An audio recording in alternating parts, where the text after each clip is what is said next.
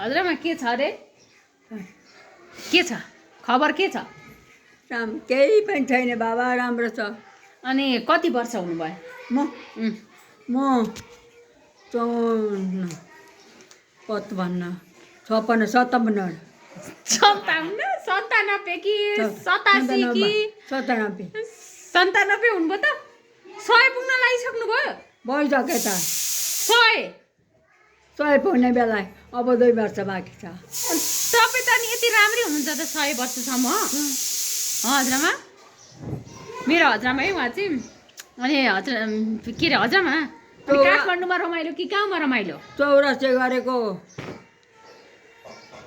कति भयो 84 गरेको 5 वर्ष भयो 5 वर्ष भयो 84 र 5 ले त 89 90 हुनुभयो हजुरबा नमरिकन 84 गरेको हजुरबा 1 वर्ष बाँकी थियो 84 पुग्नलाई अनि 84 गरेको आधारले 84 वर्ष भन्ने हो त म 84 पुगेर लागिरहेको थिएँ 90 हुनुभयो अरे तपाईँ 90 भयो आमा 90 वर्षमा नि तपाईँ यस्तो राम्रै चाहिँ के हो खास हत्तरी हजुर 90 वर्षमा नि तपाईँ राम्री हुनेको कारण चाहिँ के हो भन्नु त मलाई भनिदिनु म भन्नु बेटा राम्रो भएन बेटा राम्रो भएन क्या मान्छे राम्री हुनुभयो राम्री चाहिँ कसरी हुनुभयो हजुर राम्री चाहिँ कसरी हुनुभएको मलाई राम्री कसरी हुनुभयो भनेर भनिदिनु पऱ्यो क्या त ल हाम्रो हजुरआमा है 90 वर्षमा नि यस्तो राम्री चटक्क उहाँलाई चाहिँ जहिले आफ्नो ज्यानको एकदमै माया लाग्छ खुसी भएर बस्ने जे देनी खाने कति बाँच्न मन छ 101 कति अब 10 वर्ष त तपाईँ के हुँदैन हजुर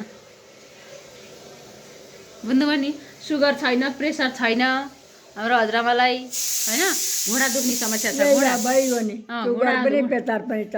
अनि घुँडा दुख्ने समस्या छ है घुँडा दुख्ने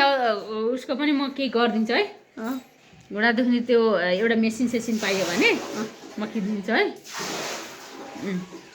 अनि हजुरआमा तरुण हाम्रो हजुरआमा सधैँ ल हजुरआमा ल 90 91 वर्षमा यस्तो राम्रो हो ल मेरो हजुरआमा ल खुसी लागेको छ हजुरआमा अनि गाउँमा रमाइलो कि यहाँ रमाइलो गाउँमा के छ र बाबा अब छैन कोही पनि छैन मान्छे छैन है कोही पनि मान्छे छैन अनि दोस्ताहरू ताला मात्रै मारेछ ताला मात्रै लाउँछन् होइन